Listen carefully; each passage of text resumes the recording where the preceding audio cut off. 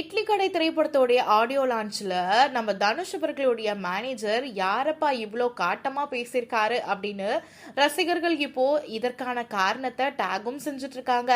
அப்படி என்ன பேசியிருக்காரு நம்ம தனுஷ் அவர்களுடைய மேனேஜரான ஸ்ரேயஸ் அப்படின்னா, ஃபேமஸ் ஆக ரெண்டு வழி இருக்கு. ஒன்று உழைச்சு ரத்தம் சிந்தி உயரத்துக்கு போகணும், ரெண்டாவது உயரத்துல இருக்கிறவங்கள அடிச்சுட்டு பெரிய ஆள் ஆகணும்.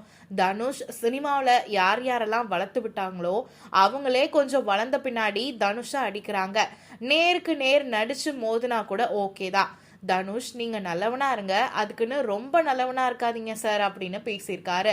ஸ்ரேயஸ் இப்படி பேச பேச ரசிகர்கள் ஆரவாரம் பண்ணியிருக்காங்க. இப்போ அந்த வீடியோ தான் சமூக வலைதளங்கள்ல வைரல் ஆகிட்டு இருக்கு. இதுக்கு காரணம் டைரக்டர் விக்னேஷ் சிவன் தான் அப்படின்னு ஒரு சிலர், அண்ட் இன்னும் பலரும் நடிகர் சிவகார்த்திகேயன் தான் அப்படின்னு சொல்லிட்டு இருக்காங்க. அது மட்டும் இல்லாம அனிருத்துமே இந்த லிஸ்ட்ல தான் இருக்காராம். ஏன்னா தனுஷ் பார்த்து வளர்த்து விட்டவங்க எல்லாருமே இப்போ தனுஷ் கூட ரொம்ப நல்ல ஒரு கான்டாக்ட்லயும் ரிலேஷன்ஷிப்லயும் இல்லை அப்படிங்கிறது இதற்கான காரணமா இருக்கலாம்னு நினைக்கிறேன். நீங்க என்ன நினைக்கிறீங்க? ஸ்ரேயஸ் அப்படி யார சொல்லியிருக்காரு? சிவகார்த்தியன் அவர்களை நடிக்க வச்சதுக்கு அப்புறமா சிவகார்த்தியன் இப்போ தனுஷ் கூட ரொம்ப நல்லா பேசுறது கிடையாது. அண்ட் முன்னாடி இருந்த பாண்ட் இப்போ இல்லை.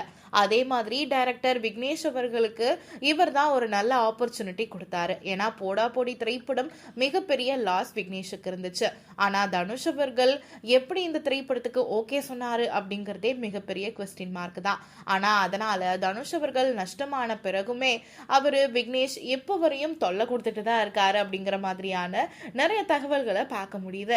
அனிருத்தும் தனுஷ் கூட இப்ப நல்ல உறவுல இல்ல அப்படிங்கிற மாதிரியும், அவரும் சிவகார்த்தியன் அவர்கள் கூட சேர்ந்துட்டாரு அப்படிங்கிற தகவலும் வெளிவந்திருக்கு. சோ நீங்க என்ன நினைக்கிறீங்க அப்படிங்கறத மறக்காம கமெண்ட் செக்ஷன்ல சொல்லுங்க.